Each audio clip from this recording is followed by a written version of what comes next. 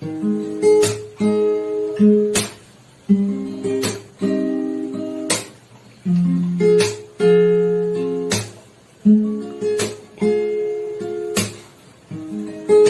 un hombre que calma todo temor, un amor que consuela, el más intenso amor.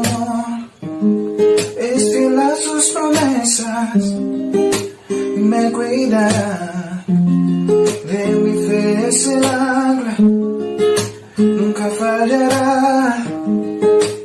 Todo va a estar bien, everything will be alright. El mundo en su mano está, tu mundo en su mano está. El creador del universo venció toda ansiedad.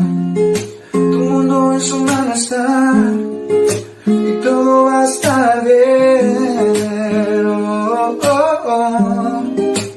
Todo va a estar bien. Oh, oh, oh. Padre, te confieso a corazón abierto que todo es muy incierto en este desierto. Mi vulnerabilidad está al descubierto. Siento que mi barca está muy lejos de su puerto. ¿Por qué será que ya no sale el sol en mis días? ¿Por qué mis noches son tan frías? ¿Por qué será que siento que me falta algo? ¿Por qué este camino gris se siente tan largo? Sé que estás sobrando aunque no te sienta. Sé que estás sobrando aunque no te vea. Sé que voy a salir de esta odisea.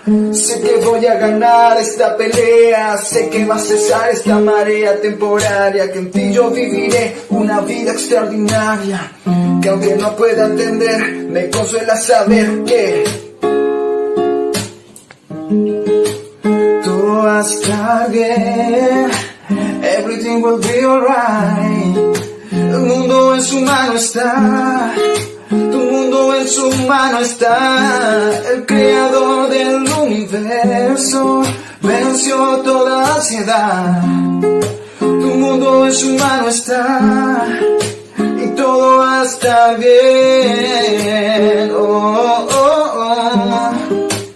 Todo va a estar bien. Oh, oh, oh. Todo va a estar bien. Yeah. Todo va a estar bien.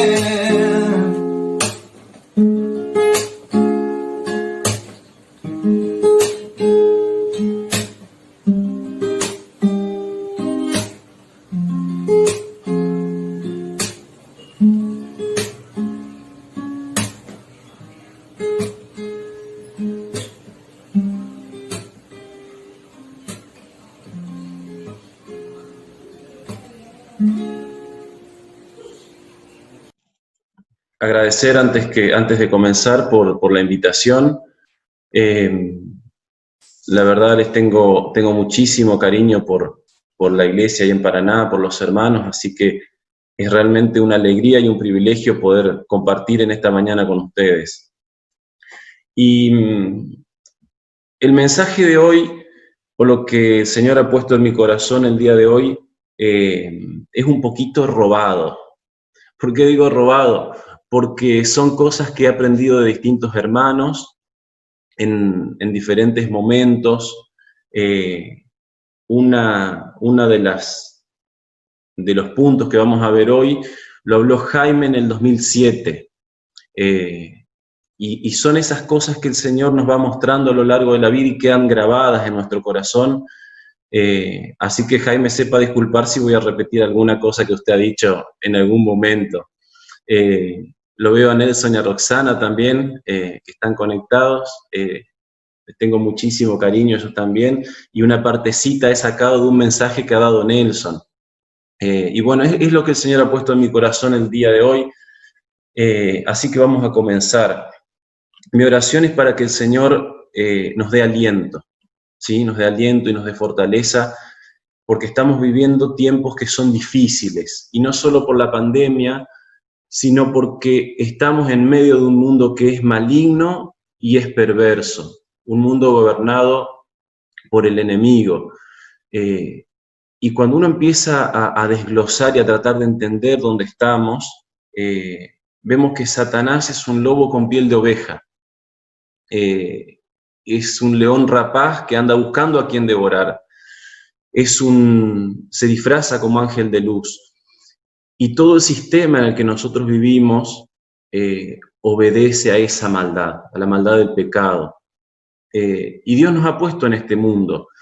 Es interesante por ahí ver la oración del Señor cuando dice: no te ruego que los quites del mundo, sino que los guardes del mal. Y vamos a ver 5 puntos, 5 frases que hay en la palabra, buscando justamente esto, el aliento de parte de Dios. Y la primera cita los invito a que podamos buscar en Primera de Reyes, capítulo 17.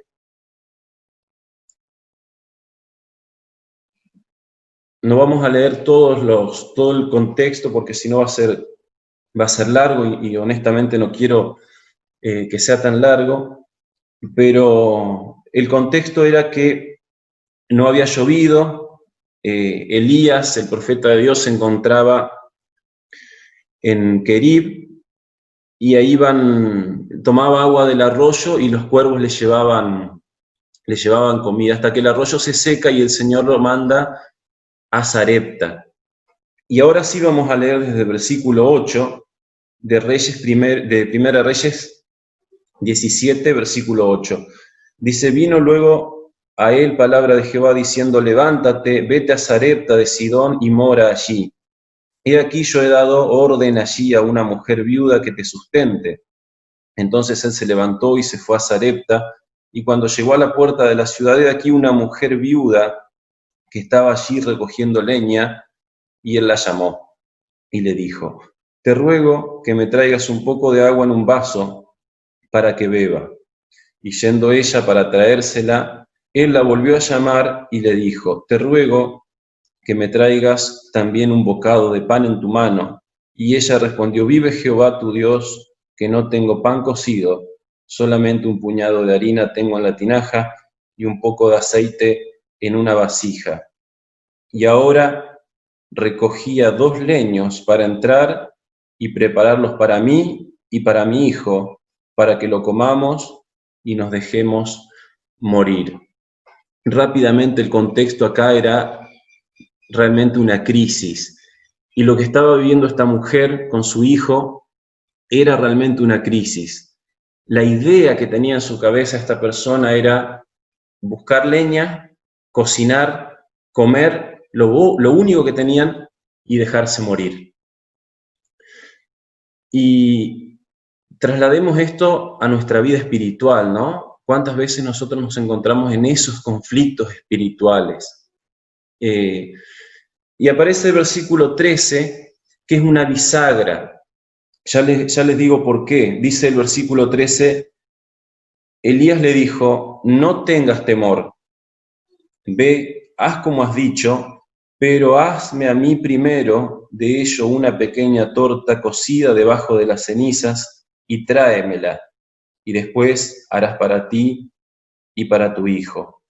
Porque Jehová Dios de Israel ha dicho: la harina de la tinaja no escaseará, ni el aceite de la vasija disminuirá hasta el día en que Jehová haga llover sobre la faz de la tierra. La frase que yo quiero recalcar se encuentra en el versículo 3, en la segunda línea, cuando Elías le dice: hazme a mí primero. Y acá hay una bisagra realmente hermosa en la vida de esta mujer, porque de esa situación que se encontraba en crisis, de buscar la leña, cocinar, comer y dejarse morir, ella y su hijo, ahora hay una situación que es totalmente diferente. Aparece la esperanza, el aceite no se va a acabar, la harina no se va a acabar. Y nosotros tenemos que apropiarnos de estos pasajes y hacerlos nuestros. ¿En qué sentido? En hacer a Dios primero. Elías representaba el hombre de Dios, ¿no? La presencia de Dios. Y lo que le está diciendo a la mujer es: hazme a mí primero. Y esto es maravilloso cuando uno puede hacer lo propio en nuestra vida, independientemente de la situación en la que estemos viviendo, independientemente de que estemos sin ningún problema o que estemos sumergidos en los problemas. Hace tiempo había leído una frase que me gustó mucho, que decía: mi felicidad no depende de la situación que esté atravesando, sino que mi felicidad depende de que Dios está a mi lado. Y esto es maravilloso, hermanos. Hacer a Dios primero en todo momento de nuestra vida. Cuando las cosas marchan sobre rieles, cuando el tren de nuestra vida avanza sin ningún problema, o cuando la vía está llena de troncos, de nieve, está rota y uno tiene que detenerse, las cosas se tienen que solucionar y después se sigue avanzando. Que podamos hacer esto, ¿no? Hacer a Dios primero, en cualquier situación en la que estemos viviendo. Seguimos avanzando. En segundo lugar, también en Reyes, pero ahora un poquito más atrás, en el capítulo 8,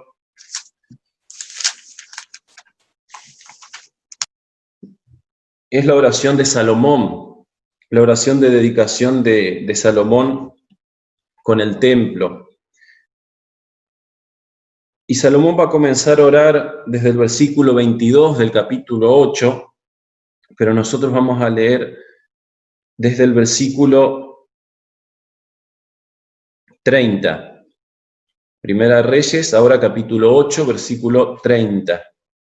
En primer lugar teníamos a Elías, ahora lo leemos a Salomón. Dice: oyendo pues la oración de tu siervo y de tu pueblo Israel, cuando oren en este lugar, también tú oirás en el lugar de tu morada en los cielos. Y la segunda frase que vamos a ver en esta mañana es: escucha y perdona. Escucha y perdona. Y me gusta mucho este capítulo porque si ustedes ven en sus Biblias, el versículo 32 comienza diciendo: tú oirás. Salomón no es que le está dando una orden a Dios, sino que está haciendo suya las promesas de Dios de que Él nos escucha. Versículo 34 comienza de la misma manera: tú oirás. Versículo 33, tú oirás. Versículo 39, versículo 43, versículo 45, versículo 49. El énfasis que hace Salomón es que Dios nos escucha. Y qué maravilloso es que no solamente nos escucha, sino que nos escucha y nos perdona. Y uno tiene que tratar de dimensionar esto. Y lo podemos entender o alcanzar a entender al menos de una manera muy pequeñita cuando pensamos en lo que es Dios.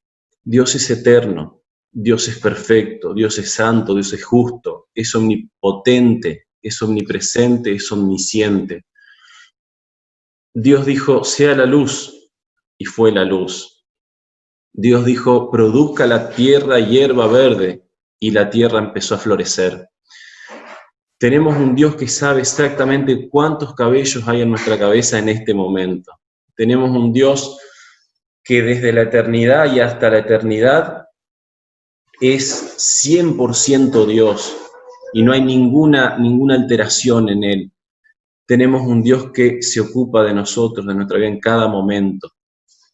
Y en la contraparte estamos nosotros, que somos simples pecadores arrepentidos.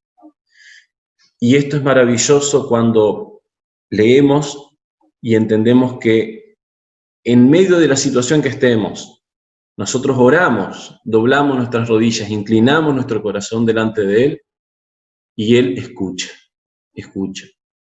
Yo a veces, cuando era chico, mejor dicho, pensaba: ¿cómo me va a escuchar a mí, que soy chiquito, que vivo acá y que a veces en mi casa estaban hablando todos a la vez y no me escuchaban cuando yo hablaba?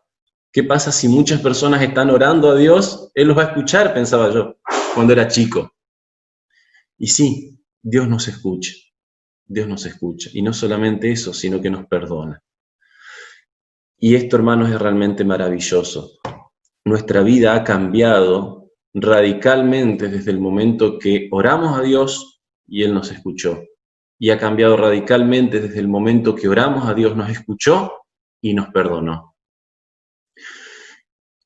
Podemos, o los invito a pensar en el momento de nuestra vida en que hemos aceptado a Cristo como Señor y Salvador. Es como una gran mochila que está puesta y cargada con mucho peso y estamos en el medio del agua. Bueno, cuando uno acepta a Dios y siente y realmente experimenta el perdón de Dios, esa mochila de pecado se desprende de nosotros y se hunde en lo profundo del mar. Dice el Señor en Isaías: nunca más me acordaré de tus pecados y de tus transgresiones. La palabra enseña que todos nuestros pecados fueron a parar en el fondo del mar. Y el lugar más profundo del mar, es para el hombre inaccesible. En ese lugar Dios lo puso, nuestros pecados, en sentido figurado, ¿no? Entonces, en primer lugar, hazme a mí primero. En segundo lugar, Dios escucha y perdona. En tercer lugar, los invito a que vayamos a buscar Nehemías, capítulo 8.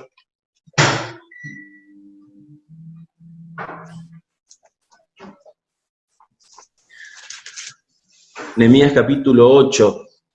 El libro de Nehemías es realmente fascinante. Sí, es precioso ponernos a leer Nehemías, lo podemos leer una y otra vez y sacar tantas cosas, Esdras, Nehemías.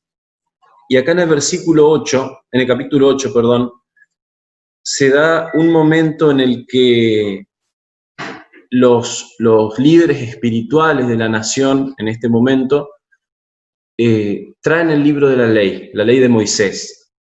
Reúnen al pueblo para que el pueblo escuche. Y vamos a leer desde el versículo 1, que dice lo siguiente. Nehemías, capítulo 8, versículo 1. Dice: y se juntó todo el pueblo como un solo hombre en la plaza que está delante de la puerta de las aguas. Y dijeron a Esdras, el escriba, que trajese el libro de la ley de Moisés, la cual Jehová había dado a Israel. Y el sacerdote Esdras trajo la ley delante de la congregación, así de hombres como de mujeres, y de todos los que podían entender, el primer día del mes séptimo. Y leyó en el libro delante de la plaza que está delante de la puerta de las aguas, desde el alba hasta el mediodía, en presencia de hombres y mujeres y de todos los que podían entender. Y aquí está nuestra frase, la número 3, dice: y los oídos de todo el pueblo estaban atentos al libro de la ley. Más adelante, versículo 5, dice: abrió pues Esdras el libro a ojos de todo el pueblo, porque estaba más alto que todo el pueblo, y cuando lo abrió, todo el pueblo estuvo atento. De cada uno de estos pasajes que estamos leyendo, tanto de los de Reyes como de Nehemías, hay para sacar mucho, ¿sí? Yo quiero ir sacando solamente algunas cosas más específicas, pero los invito a que podamos en sus casas repasar estos capítulos, estas historias, porque hay muchísimo más de lo que yo estoy nombrando aquí, ¿no? Los oídos de todo el pueblo estaban atentos al libro de la ley. Y nuestra tercera frase es: atentos a la Biblia. Desde el año 2005 al año 2015, en ese lapso de 10 años, fue el periodo en que nuestro país se tecnologizó. No sé si existe esa palabra, la acabo de decir, no sé si existirá o no, disculpen. Pero fueron esos 10 años donde la Argentina incorporó tecnología en relación sobre todo a los teléfonos celulares. En el año 2005 había 3 celulares cada 10 argentinos. En el año 2015 se cree que hay 3 celulares cada 1 argentino. Es decir, que las personas ya han usado un teléfono, se ha roto, han comprado otro, se ha roto, han comprado otro, y creo que todos tenemos en nuestra casa algún teléfono viejito, ¿no? Que ya no sirve, que lo descartamos y demás. ¿A qué voy con esto? Ha habido un tiempo, de aquí a un tiempo atrás, vivíamos sin dedicar tantas horas a la tecnología. Y hoy eso se ha naturalizado. Se ha naturalizado muchísimo que los chicos de 12, 13, 10 años tengan un teléfono celular. Se ha naturalizado muchísimo que nosotros estamos con el aparatito todo el tiempo. Y lo lamentable de esto es que muchas veces estamos más tiempo con el celular en la mano que con la palabra de Dios. Lo digo por mí. Hace tiempo estudiamos acá en la iglesia acerca del ayuno y decíamos qué necesidad tenemos de ayunar la tecnología, es decir, dejarla de lado un poco y ponernos o volver a las bases, ¿no? Y para ser honesto, a mí me ha pasado. Uno a veces está más tiempo delante de la pantalla de una computadora o de un teléfono que leyendo o estudiando la palabra de Dios.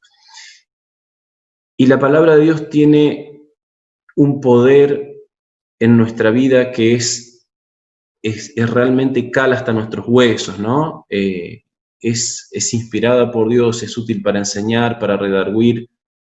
Y si nosotros queremos saber cómo hay que educar a nuestros hijos, tenemos que leer la Biblia. Si queremos saber cómo llevar adelante un matrimonio que le agrade a Dios, tenemos que leer la Biblia. Si queremos saber cómo administrar nuestro hogar en lo económico, tenemos que leer la Biblia. Si queremos discernir qué es lo que está pasando hoy en nuestra sociedad, una sociedad que el día de hoy llama a lo que es bueno lo llama malo y a lo que es malo lo llama bueno, tenemos que leer la Biblia. No hay mejor tiempo invertido en la vida de un cristiano que en la oración y la lectura. Creo que todos tenemos esta experiencia, ¿no? De sentarnos en nuestra casa con la palabra de Dios, leerla y sentir cómo nuestro corazón se alimenta y las cosas que dicen en su escritura se arraigan en nuestra vida. Y esto es algo que realmente no tiene precio y es maravilloso.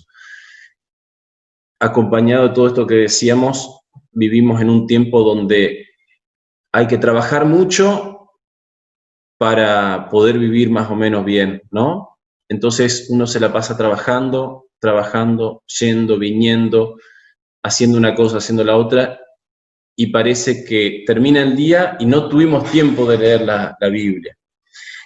Un hermano de misiones decía en un mensaje una vez, estamos locos, decía, ¿cómo no vamos a tener tiempo para leer la Biblia? Y realmente es así, ¿no? Qué lindo que cada uno de nosotros tengamos esta sana costumbre de sentarnos, acá en Argentina, con el mate o con un té, un café, y estudiar las Sagradas Escrituras. No quiero que se pase la hora. Haceme así, Nico, si voy bien con el tiempo. ¿Sí? Bien. Bien, en primer lugar, entonces, decíamos, hazme a mí primero. En segundo lugar, que Dios escuche y perdona. En tercer lugar, tener nuestros oídos atentos a la Biblia. Ya vamos terminando, 2 puntos más. En cuarto lugar, Génesis capítulo 5, versículo 24. Génesis capítulo 5, versículo 24.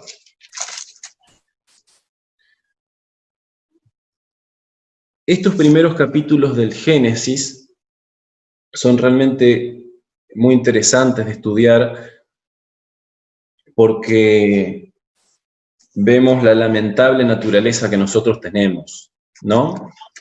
Desde la creación vemos cómo el hombre tristemente se fue apartando de Dios. Y en el capítulo 5 vamos a leer un solo versículo, pero si nosotros leemos desde el versículo 5, empieza a haber distintas genealogías. Y al final del versículo 5 dice, y murió, ¿no? Está hablando de Adán. En el versículo 8 finaliza diciendo, y murió. Versículo 11 finaliza, y murió. Versículo 14, versículo 17, versículo 20. Y así con todas las personas. Y es un denominador común en nuestra vida. Si el Señor no viene antes, cada uno de nosotros va a tener que pasar los umbrales de la muerte. Más allá de los umbrales de la muerte, vamos a tener que pasar si el Señor no viene a buscarnos antes. Y el versículo 24 dice, caminó pues Enoc con Dios y desapareció porque le llevó Dios. Y la frase que yo quería rescatar de este versículo es, la voy a modificar un poquito, es caminó con Dios. Yo creo que todos nosotros, tarde o temprano, si el Señor no viene antes, vamos a morir, ¿no?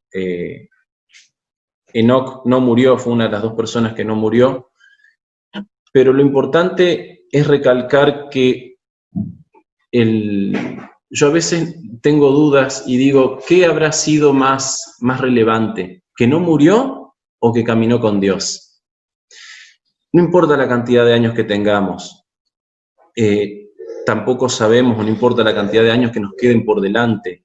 Lo importante es que en el tiempo que estemos viviendo podamos decir de nosotros mismos, caminé con Dios, caminar con Dios. Y caminar con Dios implica una vida totalmente acompañada de Dios, implica una vida en la que uno puede descansar en sus manos. Había un hermano que finalizaba las oraciones diciendo, nos abandonamos en tus manos, nos abandonamos en tus manos. Así terminaban las oraciones. Y esto era realmente precioso, ¿no? Caminar con Dios también involucra muchos sacrificios. Nosotros tenemos que dejar cosas de este mundo. No podemos, como dice la Escritura, servir a dos señores. Caminar con Dios involucra sacrificios. Hay un poema muy viejo y muy conocido, también es anónimo, que se llama Huellas. Y dice que había un hombre que veía toda su vida representada por una serie de huellas en la arena. Pero no era un solo par, eran dos pares. Y el otro par eran del Señor Jesús. Y el poema va avanzando y en un momento dice, en las horas de angustia, en las horas de tristeza, veo solamente un par de huellas. No veo las otras dos que indican tu compañía. Y le pregunta en el poema, dice, Señor, ¿tú no has prometido que en mis horas de dolor, que en mis horas de angustia estarías conmigo? Pero noto con tristeza que hay solo un par de huellas. Y el poema sigue avanzando, es precioso, los invito a que lo puedan buscar. Y en un momento él habla al Señor, después dice, siempre te amé y te amaré. Y en tus horas de dolor siempre a tu lado estaré. Y si ves solamente un par de huellas, y nos ves las otras dos que se deberían notar, es que en tu hora afligida, cuando flaquean tus pasos, se ve solamente un par de huellas porque te llevo en mis brazos. Caminar con Dios. Y es algo, hermanos, que podemos caer muchísimas veces, somos tan débiles, ¿cuántas veces somos tan débiles? Y nuestra vida flaquea y tropezamos y nos levantamos y seguimos avanzando, pero Dios está ahí siempre, Dios está ahí siempre. Caminar con Dios. Entonces, hazme a mí primero, Dios escucha y perdona, atentos a la Biblia, caminar con Dios. Y finalmente, Mateo capítulo 5. Mateo capítulo 5.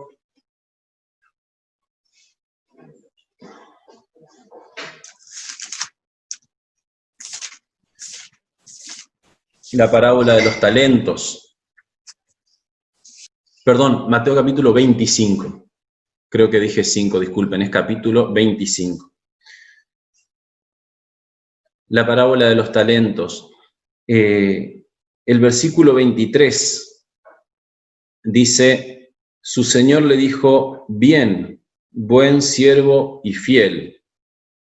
Sobre poco has sido fiel, sobre mucho te pondré. Entra en el gozo de tu Señor. Y hace unos años atrás, un hermano muy querido, misionero, Antonio Cisneros, habló de este pasaje. Y él decía lo siguiente, decía, yo quiero entrar al cielo y escuchar estas palabras. No para decir, qué bueno que fui, voy a estar sobre mucho, voy a ser preponderante en el cielo. No, eso no me interesa. Lo que a él le interesaba, decía, que el Señor me diga, bien, buen siervo y fiel. Esta es nuestra última frase del día de hoy. Bien, buen siervo y fiel. Y este ejercicio de buscar frases lo podemos hacer en toda la Biblia, ¿no? Hay una que a mí me gusta muchísimo también, que está relacionada con este final, que es de Pablo. Dice, he peleado la buena batalla. He peleado la buena batalla. Y que en nuestra vida podamos mirar para atrás, ver los errores que hemos cometido para evitar cometerlos nuevamente, pero tratar por todos los medios de ser buenos siervos de Dios, de ser fieles a aquel que una vez nos llamó por soldados. Ser fieles a aquel que cada batalla de nuestra vida la pelea junto con nosotros. No te dejaré ni te desampararé, dice el Señor. Así que, hermanos, es mi oración que esto haya sido de aliento para ustedes, como lo fue para mí, a través de distintos momentos de mi vida, porque cada uno de estos puntos no son míos, ninguno es mío. Y a lo largo de varios años el Señor me ha fortalecido con esta palabra que me han dado, como les decía antes, distintos hermanos. 2 hoy están aquí presentes, otros están en otros lugares, pero realmente que el Señor nos pueda fortalecer en medio de este tiempo que estamos viviendo, que a veces uno se preocupa mucho por la pandemia, pero por ahí es más preocupante la situación de este mundo que llama a lo que es bueno lo llama malo, y a lo que es malo lo llama bueno. Que el Señor nos ayude y nos pueda edificar cada día, y que cada día podamos estar un poquito más cerca de Él.